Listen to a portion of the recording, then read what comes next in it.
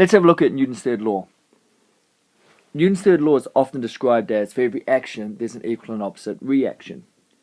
A slightly better way to say it would be that if body A exerts a force on body B, then B will exert an equal and opposite force on body A. There's a lot of words in that. I often write it down as a simple expression that looks like this. This simply shows that the force that A exerts on B is equal to the force that B exerts on A, but the negative sign shows us that it's in the opposite direction.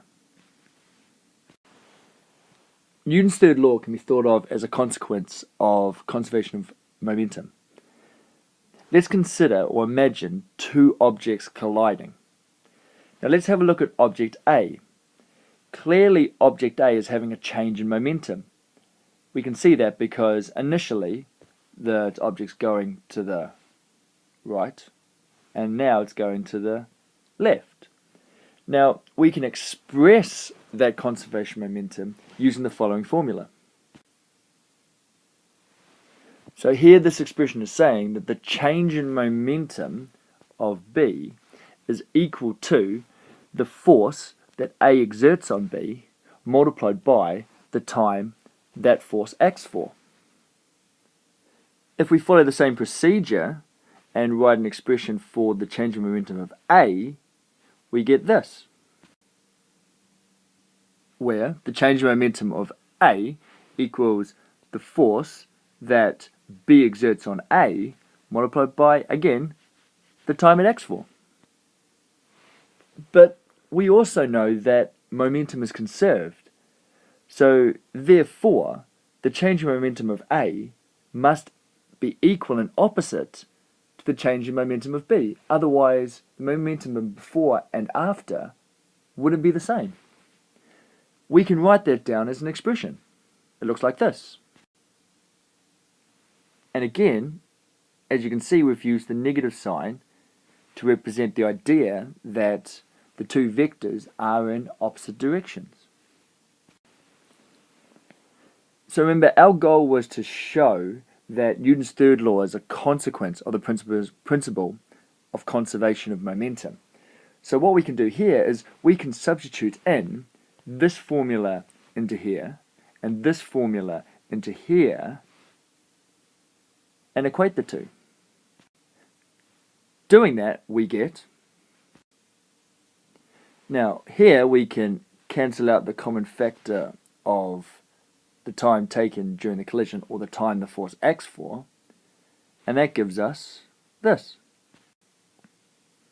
An expression that shows that the force that A exerts on B is equal to the force that B exerts on A, but in the opposite direction. We have just shown that Newton's third law is a consequence of the principle of conservation of momentum. Now this is my favorite example of Newton's third law. Let's call the footballer object A and the football object B. So what we see is the football is pushing on the face. It's a contact force of B pushing on A. So Newton's third law tells us that there must be an equal and opposite force of the face pushing on the ball, F, A, B. So this is where Newton's third law can get a little bit tricky for people.